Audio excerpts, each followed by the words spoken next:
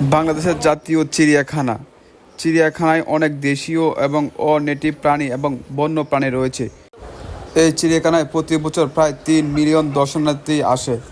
আজকে আমার এই ভিডিওতে পুরা চিড়িয়াখানাটার বিভিন্ন ইতিহাস সবটা ঘুরে আপনাদেরকে দেখাবো। আপনারা শেষ পর্যন্ত ভিডিওটা দেখবেন, আশা করি ভালো লাগবে।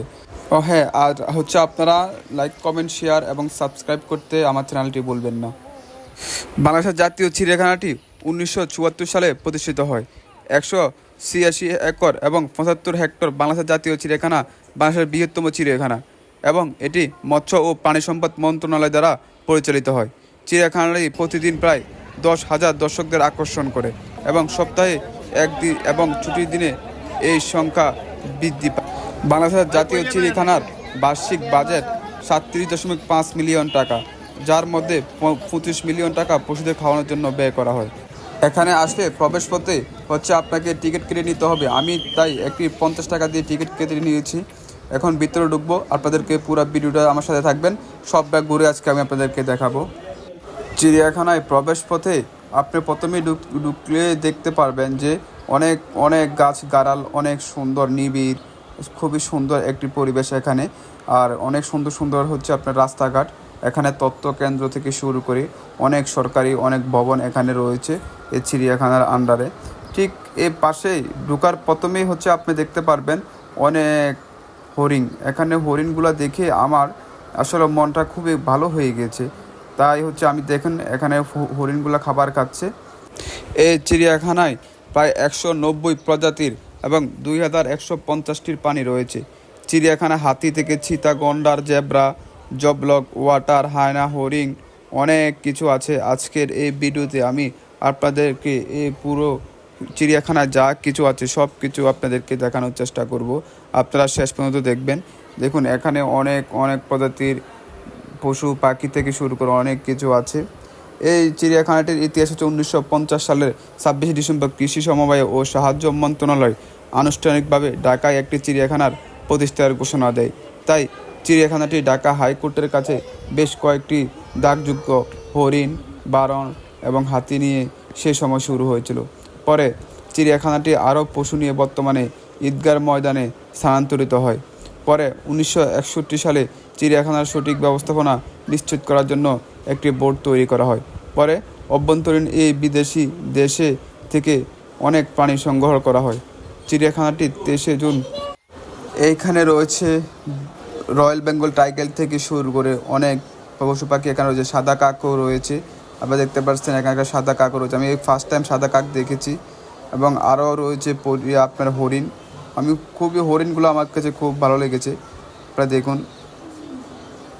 এখানে অনেক প্রকারের পশু পাখি রয়েছে, ওরা ঘাস খাচ্ছে মনের আনন্দে।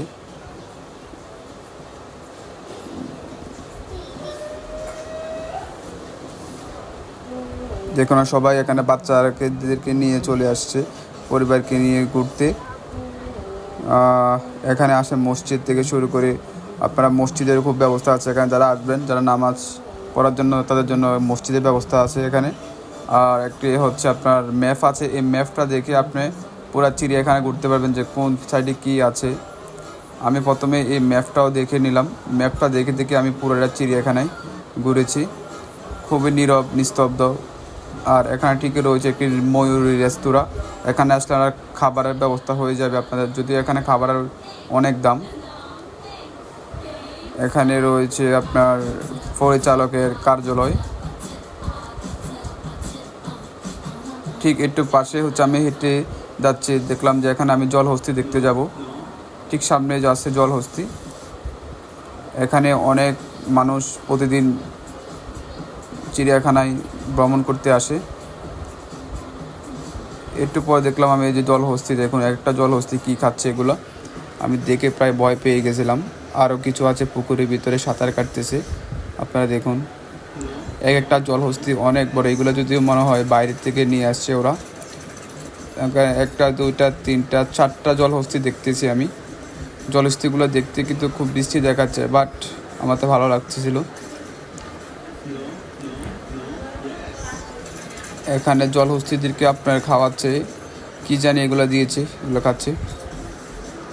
আর একটু পরে আমি সামনের দিকে হেঁটে যাওয়ার পর দেখলাম যে এখানে মায়া হরিণ নাকি, এটা সঠিক আমি জানি না, এটা ক্যাঙ্গারু নাকি হরিণ, মেবি হরিণ হতে পারে। এখানে সবাই বাচ্চাদেরকে নিয়ে চলে আসছে। ঠিক একটু সামনে হাঁটতে হাঁটতে চলে গেলাম, যে এগুলো কী বলা হয় জানি, জেব্রা। এখন আমি আপনাদেরকে দেখাবো খুবই ইন্টারেস্টিং একটি জায়গা, সেটা হচ্ছে অনেক সুন্দর একটি প্রাণী। দেখুন, এটা হচ্ছে জিরাফ, অনেক বড়। আমি আজকে ফার্স্ট দেখলাম সরাসরি জিরাফগুলা। এগুলো মাথা অনেক লম্বা, দেখতে পারতেছেন। ঘাস দিচ্ছে, ঘাস খাচ্ছে, খাবার খাচ্ছে, অনেক বড়। এখানে অনেক মানুষ আসছে। আসলে জিরাফগুলো দেখতে খুব ভালো লাগছিল আমার। দেখুন, অনেকগুলো জিরাফ এখানে আছে। মানুষের দেখানোর জন্য এখানে তারা একটু উঁচু করে একটা ইয়ে করে ফেলছে। আমি জিরাফগুলো দেখি আসলে খুবই খুবই ভালো লেগেছে। চোখের সামনে আমরা কিন্তু এই পশু পাখিগুলোকে দেখছি টিভিতে, বাট এরকম সরাসরি দেখা হয় নাই। বাট আজকে খুব কাছ থেকে জিরাফগুলো দেখার সুযোগ হলো। আপনারা সবাই সময় পেলে ফ্যামিলি নিয়ে, বাচ্চা কাচ্চাকে নিয়ে এই পশু পাখি দেখতে চিড়িয়াখানায় চলে আসবেন। আসলে দেখুন, চিড়িয়াখানায় কি সুন্দর, ওদের শরীরটা কি সুন্দর, চামড়া। আমি যেহেতু আসছি প্রায় আসরের পরে, রাত হয়ে যাচ্ছিল, তাই আমি বেশি ভিডিও করতে পারিনি, আর সবটা চিড়িয়াখানায় ঘুরে দেখতে পাই নাই। নেক্সট টাইম আপনাদেরকে পুরোটা চিড়িয়াখানায় আবার এসে দেখাবো। এখানে এই জিরাফগুলো হচ্ছে আমার অনেকটাই ভালো লেগেছে দেখে। অনেক বড় বড় প্রাণী। দেখুন আপনার, মাথা কোথায়, ঘাড় কোথায়। এগুলো খুবই শান্ত শিবির, কাউকে কিছু বলে না। এরপর আছে এখানে মসজিদ আছে থেকে শুরু করে অনেক পাখি আছে এখানে। সামনে আমি আপনাদেরকে এখন পাখি দেখাবো। দেখুন, এগুলো হচ্ছে সাদা ময়ূর পাখি। অনেকগুলো ময়ূর পাখি এখানে আছে। দেখুন, পাখিগুলো দেখতেই অনেক সুন্দর, আল্লাহর সৃষ্টি কত সুন্দর। দেখুন, এখানে আরও অন্য প্রজাতির নীল কালারের হরিণ দেখা যাচ্ছে। দেখুন কি সুন্দর দেখতে। আমরা কিন্তু এগুলো দেখেছি কিন্তু হচ্ছে আপনার বইয়ে বা টিভিতে দেখেছি, এরকম সরাসরি কখনো দেখা হয় নাই। আজকে একদম সরাসরি দেখতেছি।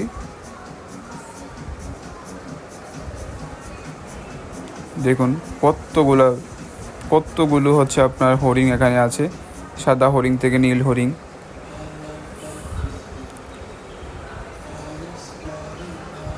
দেখুন, আজকে আমি আপনাদেরকে এখানে আছে ওট পাখি, হয়তো এগুলা না কি জানি বলে, এগুলোকে আমার সঠিক নামটা জানি না। এগুলো দেখতেও কিন্তু খুবই ভয়ঙ্কর দেখা যাচ্ছিল, বাট ওরাও খুবই শান্ত।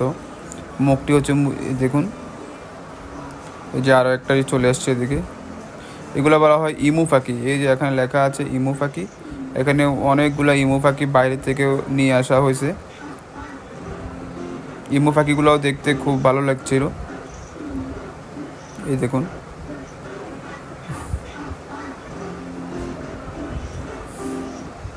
খুবই সুন্দর। মহিলাদের জন্য নামাজের স্থান আছে এখানে। একটু হাঁটার পরে দেখলাম যে এখানে মহিলাদের জন্য একটি সুন্দর নামাজের স্থান। আসলে এই জিনিসটাও আমার খুবই ভালো লেগেছে। এখানে যারা আসে তারা তো অনেক সময় নিয়ে আসে, ঠিক তাদের জন্যই এখানে মসজিদ নির্মাণ করা হয়েছে, যেন তারা নামাজটা ঠিকঠাক মতন পড়তে পারে। এটা হচ্ছে মসজিদ। ঠিক একটু পরে দেখলাম হচ্ছে আপনার এখানে সিংহ থেকে শুরু করে সাদা সিংহ, এরপরে হচ্ছে আপনার বাঘ রয়েছে, রয়্যাল বেঙ্গল টাইগার রয়েছে এখানে। একটা হচ্ছে স্ত্রী জবা, একটা আছে জুই।